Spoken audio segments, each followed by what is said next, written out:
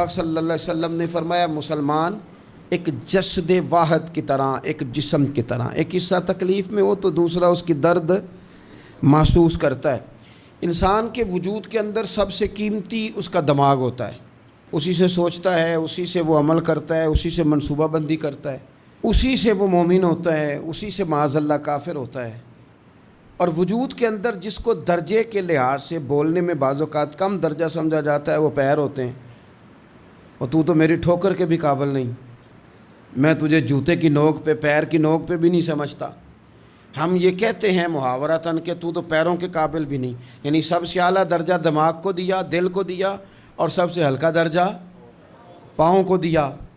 لیکن مجھے بتلائیے گا، اگر کبھی پاؤں کی سب سے چھوٹی انگلی، چھنگلیا، چیچی، اس پہ اگر کبھی زخم لگ جائے تو جسم کا سب سے اعلیٰ حصہ دماغ ہے، دماغ نے کبھی یہ کہا ہے کہ چھوڑو یہ تو سب سے نچلا درجہ ہے، نہیں جانا ڈاکٹر کے پاس، اتنا ٹائم کہاں ہے، رہنے دو، چھوٹی سی تو انگلی ہے، خیر ہے؟ ایسا کبھی ہوا ہے؟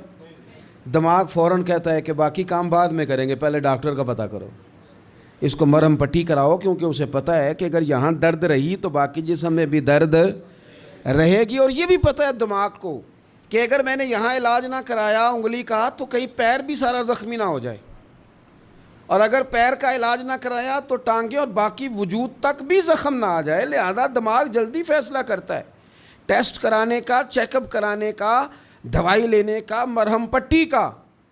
اور میرے بھائی مسلمان ایک وجود کی طرح ہے، یہ تو ہو سکتا ہے کچھ مسلمان ملک غریب ہوں اور کچھ کے پاس تیل کے کنویں ہوں، کچھ کے پاس سونے کے پہاڑ ہوں، یہ تو ہو سکتا ہے کہ بعض اوقات یہ وہ سمجھ لیں کہ ہم اعلیٰ درجے کے ہیں، لیکن یہ یاد رکھیں اگر ایک جسم کی طرح ہیں، سوچتے ہیں اور ہیں، کیونکہ نبی پاک نے فرمایا ہے، اگر اس طرح سوچتے ہیں تو پھر میرا خیال ہے کہ جس طرح تیل کے کنویں والے کو اپنی درد ہوتی ہے نا، سونے کے پہاڑوں والے ملک کو جس طرح اپنی درد ہوتی ہے نا، اس طرح اسے کسی کو بھیکارت کی نظر سے دیکھنا نہیں چاہیے، چونکہ جسد واحد ہے۔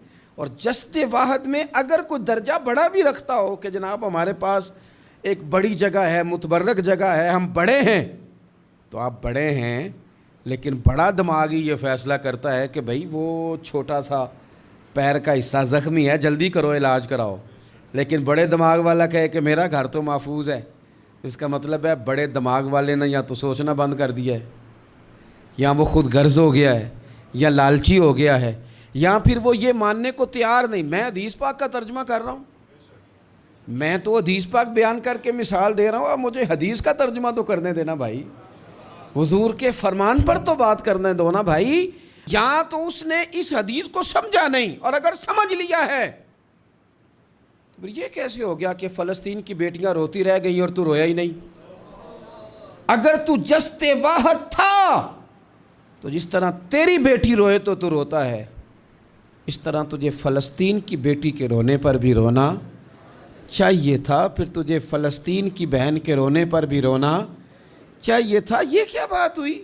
ہم نے نا کسی کو چھوٹا سمجھا، کسی کو حقیر سمجھا، اور بھائی یہ تیرا خیال ہے کہ فلانا فلاں ہے اور فلانا فلاں ہے۔ اقبال کہتے ہیں اپنی ملت پر قیاس اقوام مغرب سے نہ کر، خاص ہے ترکیب میں قوم رسول ہاشمی، تو نبی پاک کی قوم ہے۔ بحثیت مسلمان سوچے مسلمان۔ کسی نے پوچھا تھا ذرا سلمان فارسی سے نام کیا ہے، فرمانے لگے میرا نام اسلام ہے۔ کہا آپ کے والد کا نام؟ فرمایا اسلام۔ کہا دادا کا نام اسلام۔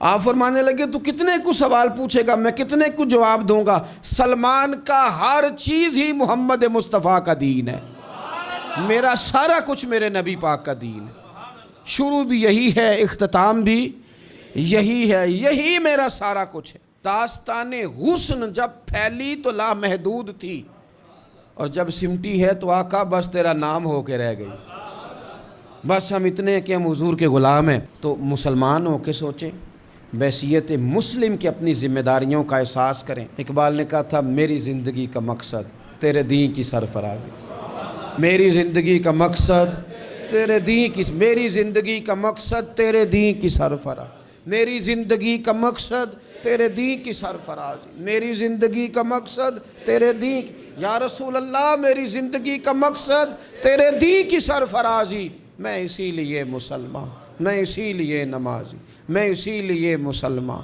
میں اس کے لیے کام کس طرح کریں، جد و جہد کس طرح کریں؟ تو ہمیں کہا گیا قوت عشق سے ہر پست کو بالا کر دے اور دہر میں اس میں محمد سے اجالا کر دے، دہر میں اس میں محمد سے اجالا کر دے۔ اقبال سے پوچھا، اقبال اس کام میں مدد کیسے ملے گی، کس طرح آگے بڑھیں گے؟ تو اس نے کہا بازو تیرا توحید کی قوت سے قوی ہے، اللہ تیری مدد کرے گا، تم موحد ہے، رب کو ماننے والا ہے، بازو تیرا توحید کی قوت سے قوی ہے، اسلام تیرا دیس ہے، کیونکہ تو مصطفی ہے، تو مصطفیٰ کریم کا ماننے والا ہے، تیری مدد ہوگی ہر میدان میں۔